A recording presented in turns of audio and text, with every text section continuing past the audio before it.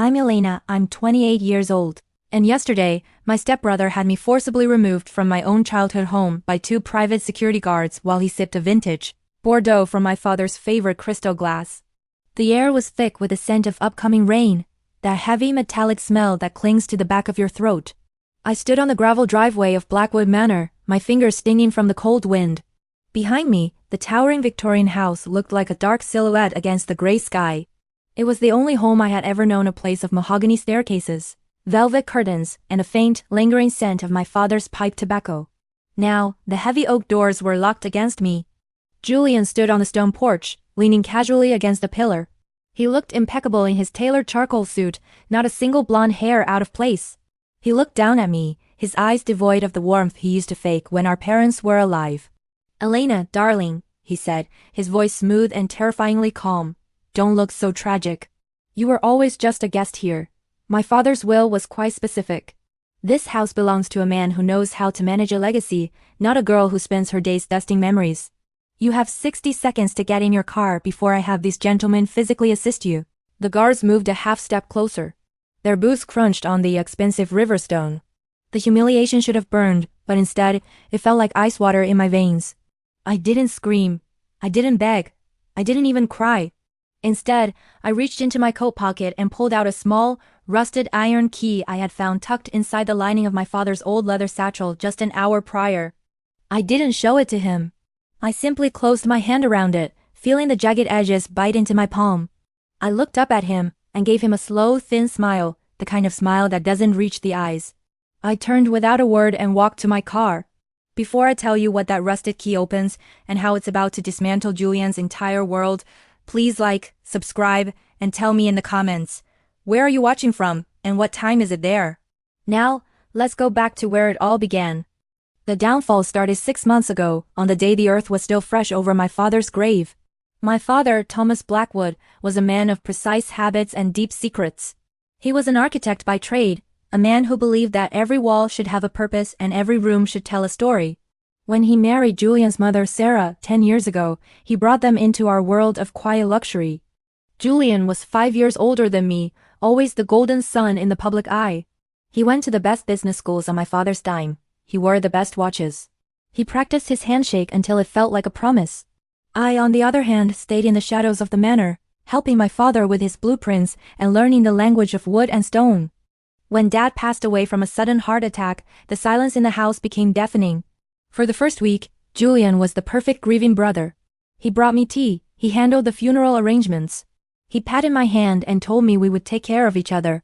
But the mask began to slip during the reading of the will. We sat in the library, a room lined with thousands of leather-bound books. The air was stale, smelling of old paper and a lily from the funeral. Our family lawyer, Mr. Henderson, looked pale. He avoided my eyes. "There has been an update to the filing," Henderson whispered, his voice trembling. He produced a document, a codicil dated only 3 weeks before my father's death. It stated that due to my emotional instability and incapacity to manage the estate, the entirety of the Blackwood holdings, including the manor and the investment firms, were to be transferred solely to Julian. I was to be granted a small monthly stipend, provided I remained in good standing with the head of the household. I remember looking at Julian. He wasn't looking at the lawyer. He was looking at the fireplace, his reflection dancing in the polished brass. He looked satisfied, not sad. Not surprised, just finished. "There must be a mistake," I said. My voice sounded small in the vast room. My father would never say that. He spent years teaching me the business. He called me his little architect. "The signature is notarized, Elena," Julian said, finally turning to me. His voice was a soft purr. "Dad realized at the end that you're too fragile for this world. He wanted me to protect you, and I will. As long as you stay in your place." That was the first lie of many. Over the next few months, Julian didn't protect me. He began to erase me. He fired the staff who had known me since I was a baby. He sold my mother's piano. He even moved my bedroom from the master wing to a small, drafty guest room near the servants' stairs. I stayed because I couldn't believe my father had betrayed me. I stayed because I felt the house itself was trying to tell me something. On quiet nights, I would hear the walls creaking, not the normal settling of an old building, but something rhythmic. Something intentional. One afternoon, while Julian was in the city finalizing a deal to sell off a wing of the estate, I found myself in the attic. It was a place of dust motes and forgotten trunks. As I moved a stack of old blueprints, I noticed something strange about the measurements of the north wing. According to the drawings, there was a gap of 6 feet between the master chimney and the outer wall, a gap that didn't exist on the floor below. As I reached out to touch the heavy plywood insulation, my hand brushed against a loose floorboard. I pried it up, expecting to find nothing but dirt and spiders.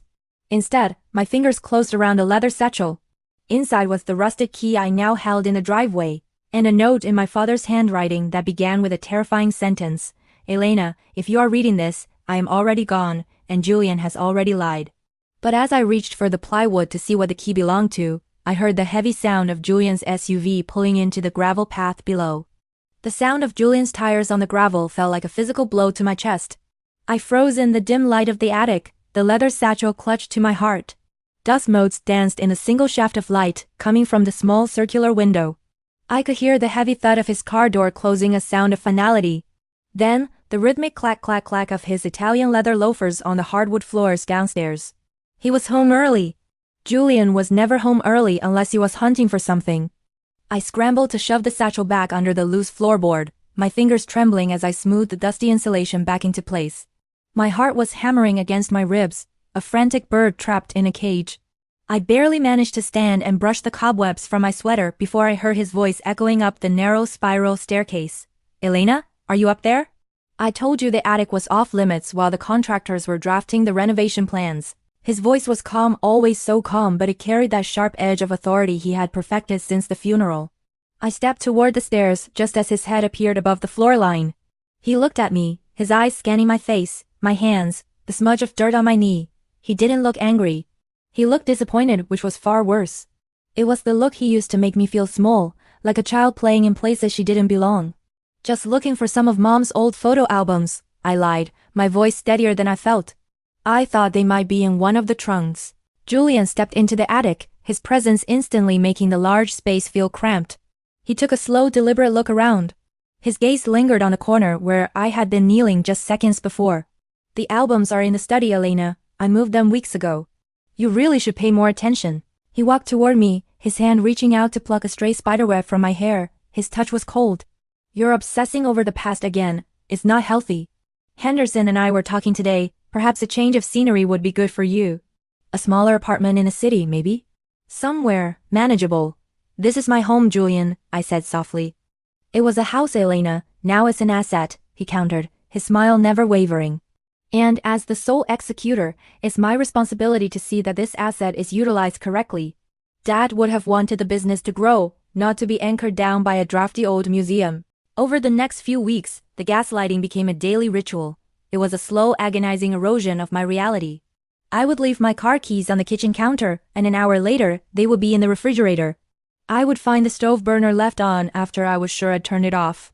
When I mentioned it, Julian would just sigh, look at me with full pity, and suggest I was overtired or grief-stricken. He was building a case. I realized he wasn't just trying to take the house. He was trying to prove I was mentally unfit to keep even the small stipend the forged will allowed me. At night, I would wait until I heard his steady snoring from the master suite. Then, I would creep back to the attic. I lived for those midnight hours. I had retrieved the satchel and hidden it inside my pillowcase. Inside the journals, I began to see a side of my father I never knew. He hadn't been just an architect. He was a man who feared his own stepson. Julian has a hunger that cannot be sated, one entry read, dated 2 years ago. He looks at the blueprints of this house not as a home but as a series of numbers. He has been diverting funds from the firm into offshore accounts. If I confront him, I fear what he might do to Elena. I must build a safeguard. A place where the truth can live even if I cannot. I read those words over and over by the light of a small flashlight. My father hadn't abandoned me. He had been trying to outrun a monster while living in the same house with him. The journal spoke of a dead space in the north wing, a room that didn't exist on any official city records. To find it, I had to understand the language of the stones, a code my father had taught me when I was 10 years old. Disguised as a game of riddles, I spent my days acting the part of the broken sister. I let Julian lecture me. I let him tell the neighbors I was struggling with the loss. I watched him drink Dad's finest scotch and host strategy meetings with shady developers who smelled of expensive cologne and cheap ethics. But at night, I was a detective in my own home. I measured the hallways with a piece of string. I tapped on the wainscoting, listening for the change in pitch that indicated a hollow space.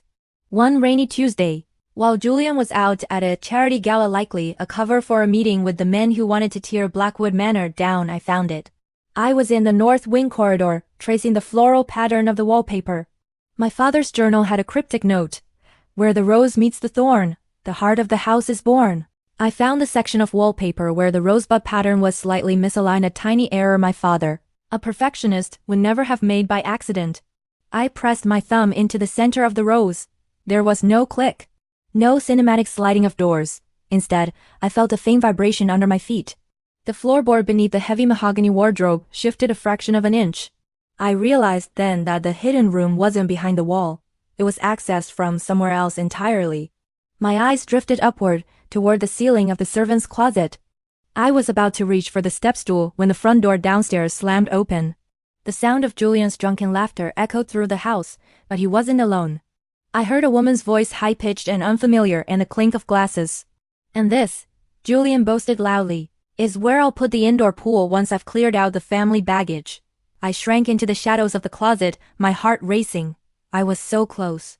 But as I peered through the crack in the door, I saw Julian walking straight toward the north wing, pointing a finger at my hiding spot.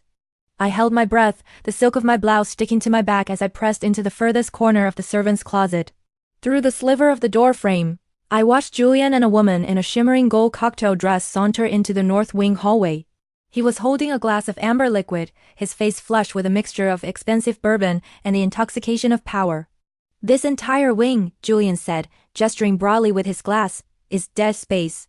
My father had a penchant for architectural integrity, which is just a fancy way of saying he wasted square footage on drafty corridors and thick walls. "Once the demolition crew arrives next month, we'll open this up. Imagine a glass-walled sunroom right where that hideous wardrobe stands." The woman laughed, a sharp, tinkling sound that grated against the silence of the house. "And what about your sister, Julian? The one you mentioned, the one who isn't handling things well?" Julian's expression shifted, his eyes darkening into that faux awful mask he wore for the public. "Elena is a tragic case. She's lived in the shadow of this house for too long. She's become attached to the dust. I'm arranging for her to have a very comfortable, very quiet life elsewhere. It's for her own safety, really. She's been seeing things, hearing things." He took a step closer to the closet door, his shadow stretching across the floorboards until it touched my feet. My heart was a drum in my ears, the rhythm of a cornered animal. If he opened this door, he would find me huddled among the mops and old linens, and his narrative of my instability would be complete. "Sometimes," Julian whispered, leaning toward the woman but looking toward the closet, "I think she believes the house is still talking to her." He let out a short, dry chuckle and turned away, leading the woman back toward the grand staircase. I didn't move for 20 minutes. I waited until the sound of their laughter faded into the master suite, followed by the heavy click of his bedroom door. The silence that returned to Blackwood Manor wasn't empty. It was heavy, like a physical weight pressing down on my shoulders. I stepped out of the closet, my legs trembling. He was planning to demolish this wing. He was planning to tear down the very walls that held my father's secrets. I was running out of time. The next morning, the golden child was gone before sunrise, likely to sign more papers that stripped away my identity. I spent the day in a state of quiet, focused energy. I moved my few belongings into the guest cottage, a small, stone building at the edge of the property that used to house the groundskeeper. Julian had suggested I move there to give him space for the renovations. It was a demotion, a public sign that I was no longer a resident of the manor, but a ghost on its fringe. I carried my boxes across the damp grass, the cold wind biting at my cheeks. From the cottage window, the manor looked like a fortress I had been exiled from. But Julian didn't realize that being outside gave me a different perspective.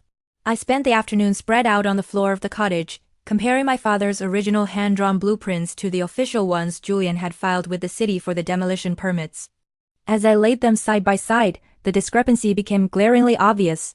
In the official plans, the north wing chimney was a solid block of masonry. In my father's private drawings, the chimney was offset by 3 feet. There was a vertical shaft, a void in architectural terms, that ran from the basement to the attic, disguised as a ventilation flue. My father hadn't just built a room. He had built a nervous system for the house. I remembered the riddle from the journal. The breath of the house is the path to the soul. That night, under the cover of a thick fog that rolled off the nearby hills, I bypassed the security cameras. Julian had installed cameras I knew the blind spots of because I had helped my father map the original wiring. I slipped into the basement through the coal chute, my clothes staining with soot. The basement was a labyrinth of stone pillars and copper pipes. I moved to the base of the north wing chimney. It was a massive structure of old, soot-stained brick.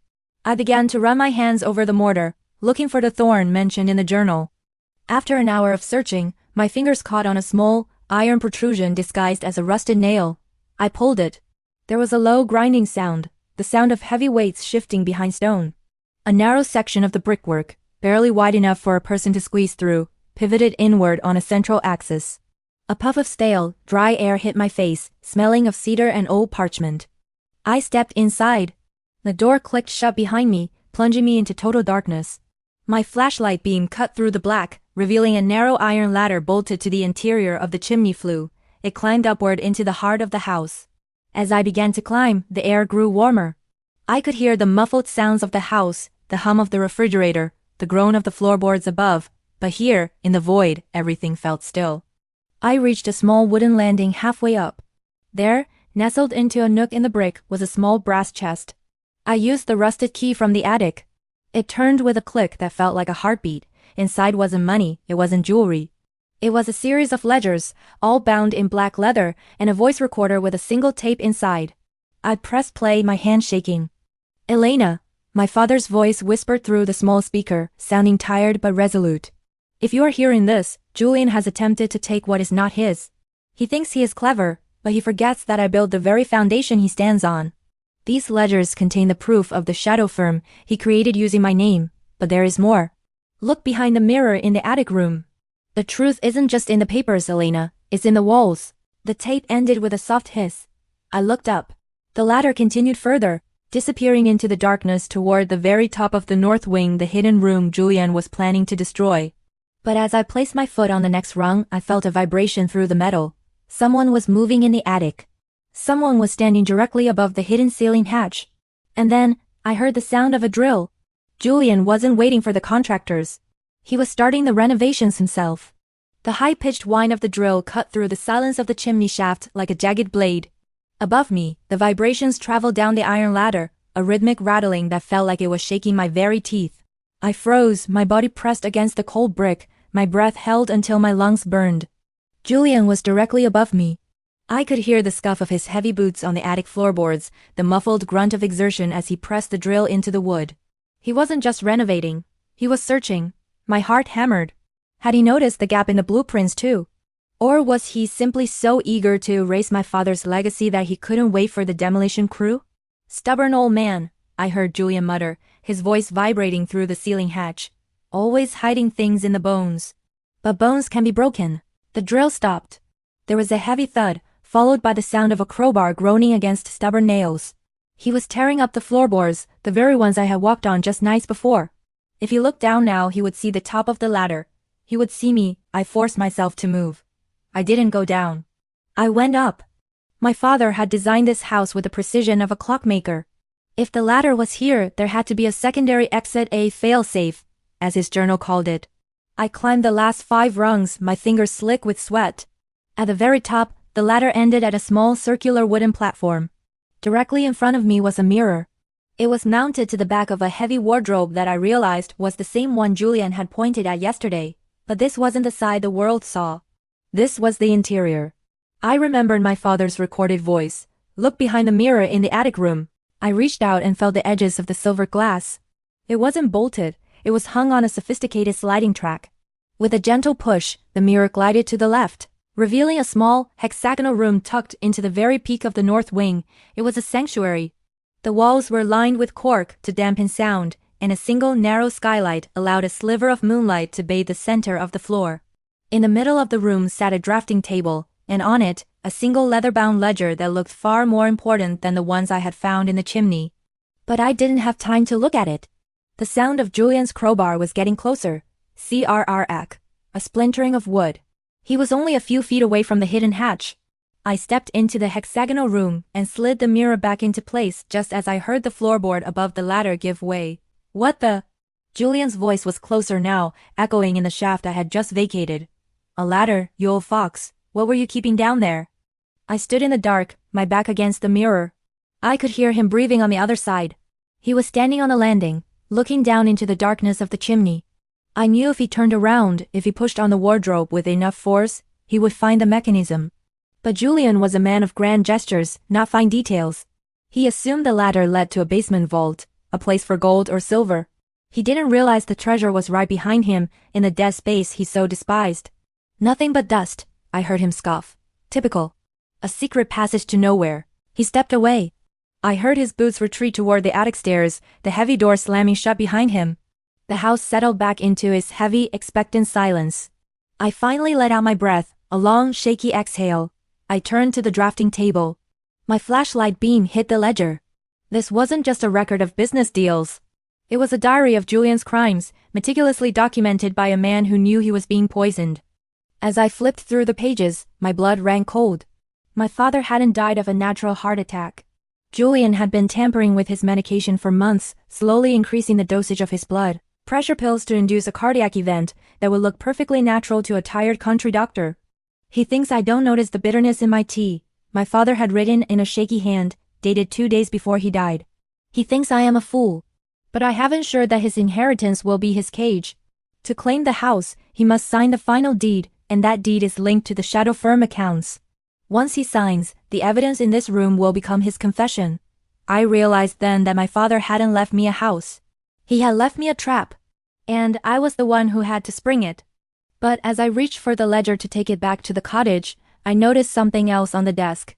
It was a small, high-tech monitor, a closed-circuit feed of the entire house. My father had bugged his own home. I looked at the screen. Julian was in the library downstairs. He wasn't alone. He was talking to a man in a dark suit, the same lawyer, Mr. Henderson, who had read the forged will. "She's getting too close, Julian," Henderson was saying.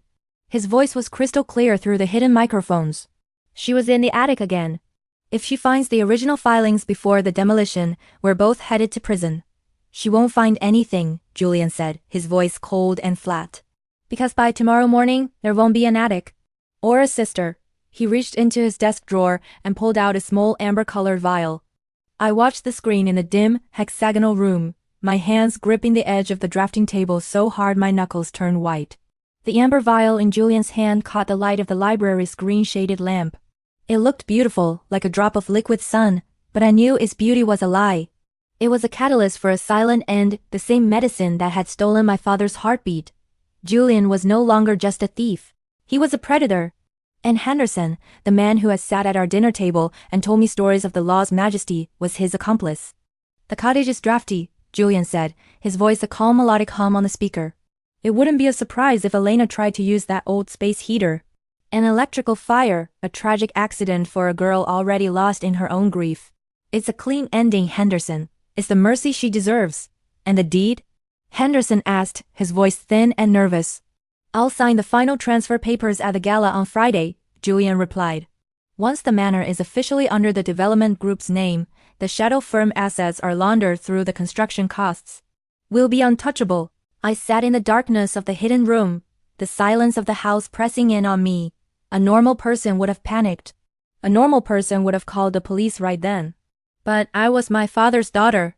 I knew that in this world, evidence could be burned, and police could be bought by men like Julian. If I wanted to survive, I couldn't just stop him. I had to let him finish what he started. I looked down at the ledger on the table. It wasn't just a diary, it was a map. My father had anticipated this exact scenario. He had designed a fail-safe, not just in the walls of the house, but in the very digital infrastructure Julian was using to steal our fortune. I opened the ledger to the back page. Taped, there was a small, silver USB drive and a set of login credentials for a server I had never heard of, the Foundation. I realized then that Julian's shadow firm wasn't a secret from my father. Dad had actually helped him set it up, but he had built a back door into the encryption. Every dollar Julian had diverted, every forged signature, and every fraudulent wire transfer was being mirrored onto a secure off-site server that Julian couldn't touch. I wasn't just holding a diary. I was holding the detonator. But I couldn't use it yet. If I revealed my hand now, Julian would disappear.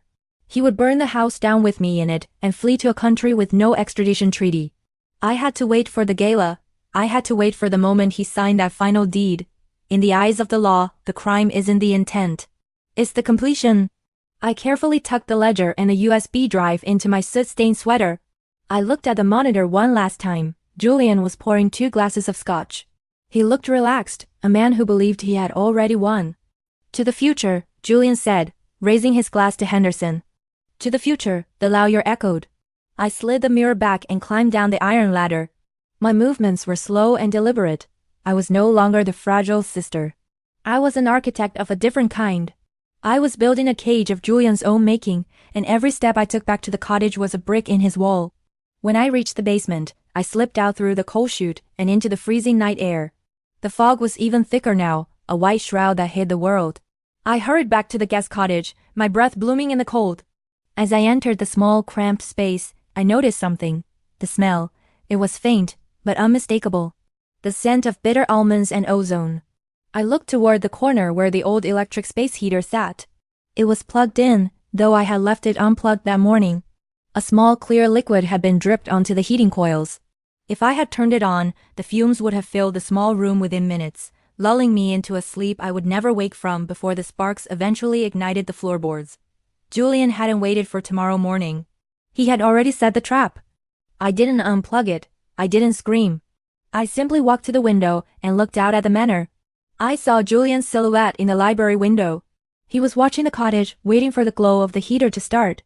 I reached down, took a heavy blanket from the bed, and draped it over a chair near the heater to make it look like someone was sitting there. Then, I grabbed my father's satchel and slipped out the back door, disappearing into the woods that bordered the property. I spent the night in a small motel 5 miles away, using a name my father had used for business trips. I didn't sleep. I spent the hours uploading the contents of the USB drive to a cloud server and drafting a series of emails that were timed to be sent at precisely 9 p.m. on Friday night.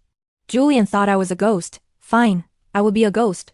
But I would be the kind that haunts you until you have nowhere left to run. The next morning, the local news reported a small fire at the Blackwood estate. A tragic accident, the reporter said. The sister of prominent businessman Julian Blackwood is missing and feared to have perished in the blaze. I watched the screen from a diner, sipping a bitter coffee.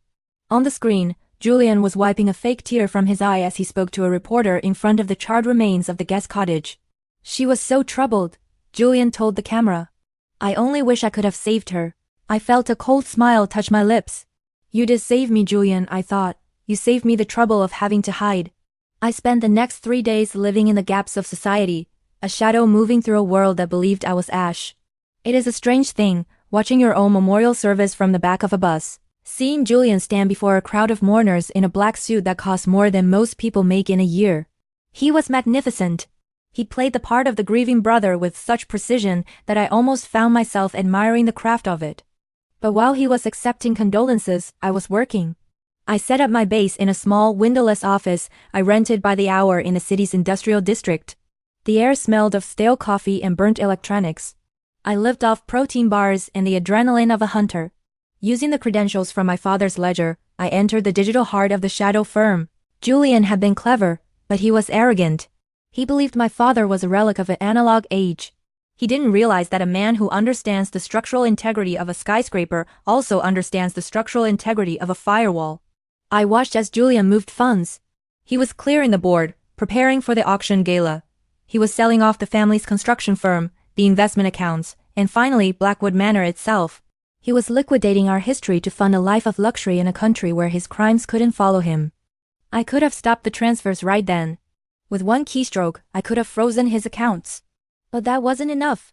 Julian wouldn't just be poor, he needed to be exposed. He needed to feel the walls closing in, just as I had felt them closing in on me. I began to feed him opportunities, using my father's old business alias a name Julian recognized but hadn't seen in years. I sent an encrypted tip to his private server.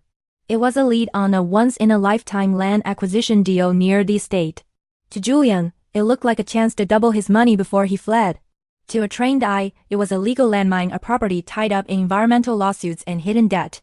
On the monitor of my laptop, I watched his cursor hover over the accept button. I held my breath, the silence of the room ringing in my ears. Click. The trap was set. He had just tied his personal finances and the funds he had stolen from me to a fraudulent deal that would trigger an automatic audit the moment the deed to Blackwood Manor changed hands. I didn't stop there.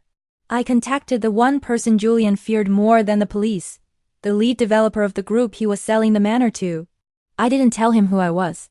I simply sent him a single PDF of original blueprints of the North Wing, the ones Julian had forgotten to include in the sale. I knew the developer would see the discrepancy. He would see that the square footage didn't match the asking price. He would start asking questions. And Julian, ever the perfectionist, would start to panic. On Thursday night, the evening before the gala, I returned to the manor. The house was dark, the windows like empty eyes. Julian was out, likely at a pre-gala dinner with Henderson. I slipped through the woods, my movements silent as a ghost's. The guest cottage was a blackened skeleton, a scar on the landscape. It was a reminder of what he had tried to do to me. I entered through the coal chute one last time. I didn't go to the hidden room. I went to the library. The air in the room was heavy with the scent of Julian's expensive cigars and Dad's old books. I walked to the heavy mahogany desk. There, sitting in a leather folder, were the final transfer papers for the manor. They were unsigned, waiting for the public ceremony at the gala. I opened the folder. With a steady hand, I placed a small transparent sticker, a micro-thin RFID chip on the signature line. It was a piece of technology my father had used for high-security architectural contracts. The moment Julian's pen touched that paper, the chip would activate, sending a signal that would release the shadow firm ledgers to every major news outlet and the district attorney's office. I stood there for a moment, looking at the desk. I remembered my father sitting here, teaching me how to draw a perfect circle. He had been a man of peace, but Julian had turned his home into a battlefield. I heard the sound of a car on the gravel. Julian was back. I didn't rush. I didn't panic. I stepped behind the heavy velvet curtains, the fabric cold against my face.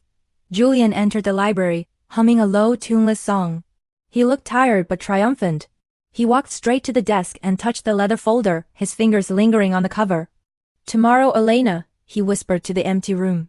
"Tomorrow I'm finally free of you." He poured himself a glass of scotch and walked to the window, looking out toward the charred remains of the cottage. He stood there for a long time, a silhouette of a man who thought he had outplayed the world. He didn't know that the world was standing 3 feet behind him, watching him through a gap in the curtains. I waited until he finished his drink and went upstairs. Then, I slipped out of the house and back into the night. I had one more stop to make, a stop that involved a dress, a mask, and a very public invitation I had borrowed from Henderson's office. The gala was less than 24 hours away. The stage was set, the actors were in place, and the ghost was ready for her debut, but as I reached my car my phone buzzed. It was an alert from the manor's security system, the one I had hacked. Someone was in the hidden room. Someone who wasn't Julian. The vibration of my phone felt like a tectonic shift in my hand. I stared at the screen, my breath hitching in the cold night air. The motion sensor in the hexagonal room, the one place Julian didn't even know existed, was pulsing red. I scrolled through the feed, my heart hammering a frantic rhythm. A figure was moving in the dim light of the hidden room. They weren't using a flashlight. They were using the glow of a tablet. I zoomed in until the pixels blurred. It wasn't Julian. It was Henderson. The lawyer was sweating, his face pale and sickly in the blue light of the screen. He was frantically tossing my father's old ledgers aside, searching for something. He wasn't just Julian's accomplice. He was a rat looking for a way off a sinking ship. He knew the audit was coming. He was looking for the same shadow firm files I had already secured. I almost laughed. Let him search. Let him realize that the dead space he helped Julian create was now a vacuum, devoid of the very evidence he needed to save himself. I put the car in gear and drove away. Let the rats fight over the scraps in the dark. I had a grand entrance to prepare for. The auction gala was held at the Grand Metropole, a building of gold leaf and crystal that mirrored the shallow glitter of the people inside. The air was a suffocating blend of expensive perfume, roasting meats, and a metallic tang of champagne. I arrived late, wearing a floor-length dress of midnight silk and a delicate lace mask that covered the upper half of my face. In a room full of people desperate to be seen, a mask was the perfect way to remain invisible. I moved through the crowd like a ghost through a dream. I saw the developers, the politicians, and the socialites, the vultures circling the carcass of the Blackwood estate. And there, in the center of the ballroom, was Julian. He looked like a king. He was surrounded by a circle of admirers, his laughter easy and practiced. He looked younger, as if the weight of his crimes had been lifted the moment he believed I was dead. He held a crystal glass in one hand, gesturing with the other as he described a bold new vision for the Blackwood property. The manor served its purpose for a century, Julian told a rapt audience. But we must look forward. We must build for the future, not cling to the ghosts of the past. I stood 10 feet away, partially obscured by a marble pillar. I watched as he was led to the podium at the front of the room. On a small, velvet-covered table sat the leather folder I had touched only 24 hours ago. Beside it stood a representative from the city's historical board and a lead developer, a man named Sterling who looked significantly less happy than Julian. "And now," Julian said, his voice amplified by the speakers, "the final step. To the rebirth of the Blackwood legacy." The room went silent. The only sound was the faint hum of the air conditioning and the distant clink of a server's tray. Julian picked up the fountain pen, the one my father had given him for his graduation. He unscrewed the cap with a flourish. My thumb hovered over the send button on my phone. Julian leaned over the paper. He signed his name with a wide, arrogant stroke. The moment the ink hit the paper, the RFID chip under the signature line activated. My phone vibrated a single sharp pulse. Connection established, files transmitted. Suddenly, the large digital displays behind Julian, which were supposed to show architectural renderings of the new luxury condos, flickered. The image of a glass-walled sunroom vanished. In its place appeared a scanned document, a bank statement for the shadow firm, then another. Then a recording of a phone call. Julian's voice filled the ballroom, cold and crystalline. "The cottage is drafty. An electrical fire. A tragic accident." The room froze. It was as if someone had sucked the oxygen out of the air. Julian's hand stayed on the paper, his pen leaking a small blot of ink. He didn't look up. He didn't move. He stared at his own signature, the very thing that had just triggered his execution. "Julian?" Sterling, the developer, whispered, stepping back from the table. "What is this?" Julian slowly turned his head toward the screens. His face went from pale to a ghostly translucent white. He looked at the faces in the crowd, the people who, seconds ago, were his subjects and were now his judges. "This is a mistake," Julian stammered, his voice cracking. Someone is hacking the system. This is a fabrication." I stepped out from behind the pillar. I didn't run. I didn't shout. I walked slowly down the center of the ballroom, the crowd parting like the Red Sea. I reached up and unhooked the lace mask, letting it fall to the carpeted floor. The silence that followed was deeper than anything I had ever felt in the manor. It was the silence of a grave. Julian's eyes locked onto mine. His mouth opened, but no sound came out. He looked at me as if I were a specter brought to life, a manifestation of his own guilt. "Hello, Julian," I said, my voice calm, carrying to the furthest corners of the room. "You were right. The house does talk. And it has so much to say." As I spoke, the heavy oak doors at the back of the ballroom swung open. 4 men in dark suits, federal agents, entered the room. They didn't go for the crowd. They went straight for the podium. Julian looked at the agents, then back at me. A slow, manic desperation began to fill his eyes. He lunged for the leather folder, trying to tear the paper, trying to destroy the signature that had trapped him. But Sterling, the developer, grabbed his arm. "It's over, Julian," Sterling said, his voice thick with disgust. "The files are already in my inbox. And everyone else's." Julian looked around the room, searching for a face that would offer him shelter. He found none. He looked at Henderson, who was standing near the exit, but the lawyer was already being led away in handcuffs by a second team of officers. I walked up to the podium and picked up the fountain pen Julian had dropped. I held it out to him, my hand perfectly still. "You forgot one thing, Julian," I whispered, so only he could hear. "You can't build a future on a foundation of lies. The structure eventually collapses." As the agents reached him, Julian did something I didn't expect. He didn't fight. He didn't scream. He simply collapsed into the chair, his head in his hands, a broken man in a beautiful suit. But as the lead agent began to read him his rights, he looked up at me one last time. There was a glimmer of something, not regret, but a final bitter secret. "You think you won, Elena?" he hissed, his voice a ragged whisper. "Go back to the house. Look in the basement, behind the coal chute. You didn't find the only thing our father was hiding." The drive back to Blackwood Manor was the quietest 30 minutes of my life. The city lights faded into the rear-view mirror, replaced by the skeletal branches of the winter trees that lined the estate's long driveway. The news was already breaking on the radio headlines about the Blackwood fraud and the miraculous survival of Elena Blackwood, but I didn't feel like a miracle. I felt like a woman who had finally finished a long, exhausting blueprint. Julian's final words echoed in my mind, a rhythmic thumping that matched the rotation of the tires. "Look in the basement, behind the coal chute." Was it one last lie? A final attempt to pull me back into the darkness of the house? Or was there a piece of the puzzle I had missed? I pulled up to the manor. It was dark, save for a few security lights that cast long, distorted shadows across the gravel. the house looked different now. It no longer felt like a fortress or a cage. It felt like a witness. I walked through the front door, my footsteps echoing in the empty foyer. I didn't stop to look at the grand staircase or the library where Julian had plotted my end. I went straight to the basement. The air down there was colder than I remembered, smelling of damp earth and old iron. I walked past the furnace, past the laundry beans, to the coal chute where I had entered so many times. I turned on my flashlight, the beam cutting through the gloom. I looked at the brickwork behind the chute. It looked solid. I ran my hands over the stones, feeling for a loose mortar joint or a hidden lever. For a moment, I thought Julian had finally won a small victory by sending me on a fool's errand. Then I saw it. A single brick, tucked into the shadow of a support beam, had a small carved symbol on it, an architect's compass. It was the same symbol my father had used to sign his blueprints. I pressed it. A small compartment, no larger than a cigar box, slid out from the wall. Inside was not a ledger or a vial of poison. It was a single sealed envelope made of heavy cream-colored vellum.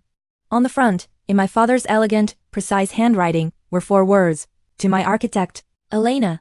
I sat on a wooden crate and opened it. My hands weren't shaking anymore. "Elena," the letter began.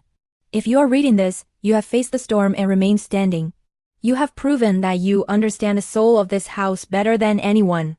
I knew Julian's nature long before you did. I knew that one day he would try to erase you. I couldn't stop him while I lived. His greed was a fire that needed to burn itself out, but I could ensure that when the smoke cleared, you were the only one left." I turned the page.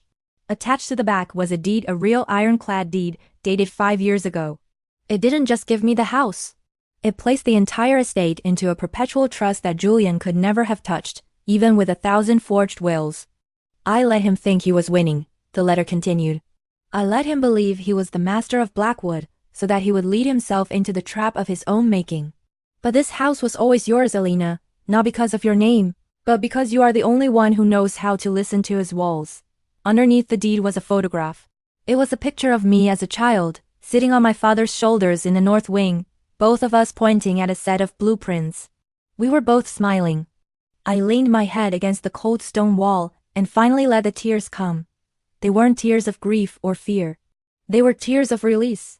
My father hadn't just built a failsafe, he had built a legacy of protection that spanned even the grave. The next few months were a blur of legalities and restoration. Julian was sentenced to 25 years for fraud, embezzlement, and the attempted murder of his sister. Henderson, in an attempt to save himself, turned state's evidence, ensuring that Julian would never see the outside of a prison cell again. I didn't sell Blackwood Manor. I hired a team of craftsmen, real ones, who respected the history of the wood and the stone. We rebuilt the guest cottage, turning it into a studio for young architects. We restored the north wing, keeping the hidden room exactly as it was, a sanctuary for the truth. I'm standing on the stone porch now, watching the sun set over the hills. The air is clear, smelling of fresh pine and the faint, sweet scent of my father's pipe tobacco, which I sometimes think I can still catch on the breeze. I am Elena Blackwood. I am an architect. And I finally know what it means to be home. Thank you for listening to my story. If you've ever felt like the walls were closing in on you, remember, every house has a secret, and every secret has a key. You just have to be brave enough to find it.